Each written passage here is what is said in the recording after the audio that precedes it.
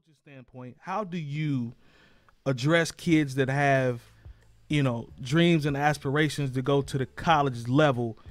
What are some of the things that you tell them they have to work on now? Because the game has changed so much, man. Like, I put it to you this way, Mike. Like, I've never seen so many transition threes and ball screens where everybody's just switching everything. That wasn't high school basketball when we hooped. And I'm not trying to be the old man on the lawn, but I'm just keeping it a buck. Like, you get back, like, V back, like help side, like all of that type of stuff was drills that we used to run. And now I'm seeing the high school kids come down, switching everything, trying to find the mismatch, taking threes in transition. Like, you barely see mid-range pull-ups, jumpers anymore. Like, what do you tell these kids, man, that want to try to get to the next level? Do you tell them just shoot threes and try to be athletic? Like, what is that? What's that conversation go like? No, man, I don't, because I think we're cut from the same cloth in terms of basketball wise. Like, you saw Baylor the other night. Those dudes were, they didn't switch everything, but their help and recover was there. Like, they were helping each other out. They were pointing. They may switch some ball screens. They may switch some off-ball screens and stuff like that. But for the most part, like, anytime Gonzaga wanted to get in the lane or wanted to pass to somebody, like, there was somebody there with a hand in the space to get a deflection. So I tell kids, like, the way I coach is, we're going to guard, right? We're going to guard people. We're going to, if we have to switch, like if we have a matchups and stuff like that, we can switch and we can keep you guys on there, but we're going to help. We're going to be in help side. We're not just going to switch out of convenience. I want to switch out of strength. But, offensively, I think you have to have an all-around game, right? Obviously, the three ball is very important right now because everybody wants the three ball. You watch Alabama play. They want either threes or layups, which is great, right? It looks good. They score 100-some points a game, stuff like that. But, you don't really win those tough games when people are like, so you play against somebody and they take away the three ball, right? So you somebody's closing out to you on the three. Like, what are you going to do next? You know what I'm saying? So you got to be able to get to the mid-range. I think you have to be able to, and I always say this, like, when you're in high school, what you have to do in high school is it has to look easy to somebody else. So, like, if a regular, Tom, Dick, or Harry walk off the street and they walk in the gym and, they see you out there and all you could do is score in transition, or all you could do is, hit layups, like, they're going to be like, oh, okay, well, he's a decent high school player. But if you look the part, like, and you make it look easy, like, at the end of the game, somebody's like, oh, wow, he had 27, but he only took, 11 shots, 12 shots, right? Then that's a college basketball player. I always tell them, we coached against Cathedral a couple years ago, Armand Franklin, right? Yeah. And when we played against him, obviously we're a little Cardinal Ritter, so he doesn't take us very seriously, right? It was just like the smoothness, the way he moved, like, around the court, like getting through screens or coming off or getting the offensive rebound or just making it look easy, shooting the three ball. Like, at the end of the day, we were like, dang, we did a good job. He probably only had like 15 or 16 points. We looked at that sheet, dude had 29. It is like, easy. Like, could you just make it look easy? So, like, in high school, you have to be able to, I always say, to get to that next level, whether it's high school, college, or getting to the NBA, you got to dominate at your level, whether it's shooting threes, whether it's getting to the rim, or whether it's being able to score at all three levels. Like, the more stuff that you can have in your game, college coaches are going to be all over you, and they will find you wherever you're at. So does the when you're recruiting from a college standpoint, obviously those major schools, you dropping 30, you doing something right, especially if it look easy. They're gonna come find you. But does that kid still exist that works hard, does all of the little things? Can he still find a way to get into, I don't know, man, like I'm trying to think of a Marion College or like schools at that level? Does that still exist as well? Do some of those smaller schools look for the guys that do the dirty work that might only average like 10 or 11 points? You know what I'm saying? Yeah, they do. Like Marion, and shout out to Jesse McClung. He's a Ball State Cardinal as well. Oh, that's the homie. Yeah, I know Jesse. Yeah. There too. So So they do, like, they recruit those guys that are going to do the dirty work, but they also, like, you know, they can recruit guys that are like, you know, maybe they do a lot of, they get some that are like Division I transfers, Division II transfers. But they look at guys that are athletic, you know, because that's a competitive, you know, conference in nationally as well. I don't know if you're familiar with Indiana Wesleyan, but they had a kid, Kyle Mangus, who could get buckets, man. He's from Port or Warsaw, one of those schools up there, but he's like the 3-time player of the year, like averaging like 25, 27 a game, and they play fast. Like, they don't slow it down.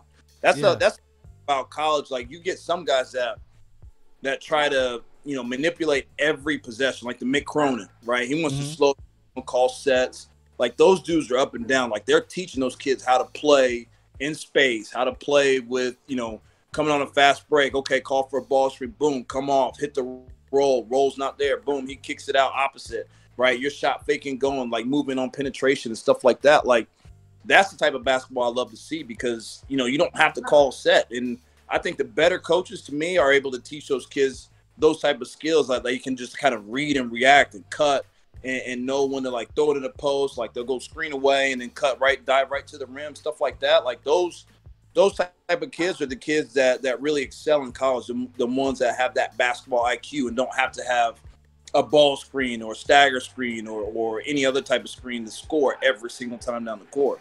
You know, it's funny that you say that because there's sometimes I watch high school basketball, and sometimes I see kids and I'm like, I don't even know. The mixtape era is what I call it, and you know what I mean when I say that. Now everybody focuses on getting something so they can upload it and get a highlight package together, put some music behind it, and just show me killing. I'm killing, right? And I'm like, I rarely see the situations because I'm not around the gym like I used to be, but I never see. I hear a lot of my homies that coach, you know, Maine talks about it all the time up in Fort Wayne. Like, he talks about the lack of knowledge from the basics, like how to set a screen and roll. You know what I'm saying? Yes. Like how to play help side, things like that, like shooting angles, like going to the basket with both hands, finishing around the rim. Like, everything is about, you know, dribbling and trying to make somebody fall and all this type of stuff. And that's the one thing that I hear a lot of my coaches homies get frustrated with, because some of these kids are nice, but it's like the fundamentals are lacking so much on some of these kids from what I hear from coaches. What do you think about that? Yes, that's 100% accurate. We, you know, even at Ritter, like, we've had to deal with that in terms of, like, there are some, like, don't get me wrong, there's some AAU programs and middle school coaches that do it absolutely correct, right? They run stuff. They teach them defense. They teach them offense. They teach them how to read and react. But then there's some, right, that you just literally, when you get the kid, you're like, man, you don't even know, like, how to guard somebody, like, when they're coming off a stagger screen. Like, we had such a young group and such a group that hasn't had any type of, like, in-game experience. Like, we had to literally break down defense to, like, here's how you close out. Here's how you get through this screen. Here's how you get through this screen. You know, instead of just being able to go over, like, scouting reports and stuff like that and teach them different concepts. Like, there are a lot of, and you guys are correct, there's a lot of kids that just want to do, you know, just want to dunk and put that one clip on Instagram, right, to get the follows, to get the likes, to get the comments. But then the rest of the game, they're like 1 for 23 or something like that. So, you know, they get the dunk and they want to post that on social media, but you don't see, like, if I'm watching the rest of the game, I'm like, okay, well, you put that on there, but you didn't put the time that you turned the ball over 3 times, right? Or the balls that you shot, or the time that you lost your man 8 times down the court, right, and try to blame it on a teammate type stuff. So there are a lot of, like I said, AAU coaches and middle school coaches that do it right, that teach kids, but there are also a lot, even if not more, of the AAU coaches and middle school coaches that literally just roll it out there and don't teach them anything and are just trying to win a trophy every weekend, right, by playing 5 kids and running up and down the court and pressing and not teaching them how to play defense after the press gets broken or something like that. So it's hard. It's not necessarily hard to deal with, right, because basketball is what we love to do, but it's frustrating because you get these kids in there and they literally don't know how to play defense, right? So you have to break it down and teach them, to the nth degree so that you can go back and build upon that, right? So that down the road in the season, when you have to have maybe an intricate scouting report where a team runs a lot of different sets, right? You got to be able to know how to guard a ball screen or know how to guard a flare screen or know how to guard a stagger screen. Right. And that team may run that in one possession. You know what I'm saying? They may run a kid off of a ball screen and then kick it, and he's coming back off a flare screen. If that didn't work, right, he may have a back screen. So you got to be able to be able to guard, 3 or 4 different actions, and then when the shot goes up, you got to be able to block out and rebound, right? So that's why I tell people, like, to be a good basketball player, you got to have multiple actions, right? You got to be able to guard multiple actions. You have to be able to, at the end, be able to close out, block out, rebound, right? So you got to be able to guard this. You got to guard that. You can't relax, right? Because then that guy's just going to cut right to the rim and get a wide open layup, right? And then you look at us and you're mad at us when we sub you out, but, you're just standing over there and you're like, Coach, I got through the well, yeah, there was a third screen that you didn't get through. So, like, we got to have action. You got to be able to guard all that stuff. Yeah. I mean, it's complicated, man, and what you just described is super complicated. But that foundation, that's just certain things you build on as a kid. I just remember being outside hooping and just learning so much about basketball just from going outside to the park or wherever everybody was hooping at. Or if somebody had the basket in the front yard, like a lot of the stuff that you learn from hooping is just from that. You know what I'm saying? Just getting with the homies. Yes, you hit on it. That's exactly, like, I tell everybody now, whoever asks me about, like, our era versus now, like, I always tell them the kids nowadays are more skilled, right? Because they do all the individual stuff. They do the cone work. They do, all this and all that. But they aren't as fundamentally sound. They aren't as tough as what we were back in the day. Because if you go to the park, like I used to live around the corner from Tarkington Park down on 38th and Meridian Street.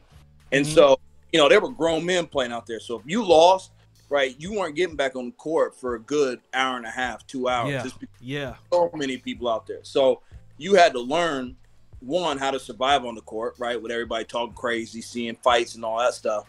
And you also had how to play ball, so you didn't want to get off the court and have to sit there and wait until you could finally get back on the court. You know what I'm saying? So the kids nowadays are definitely, I think the skill level has gone up, 5 or 6 notches, but the toughness, the attitude, just the basketball IQ is not the same as it was when we were back in high school.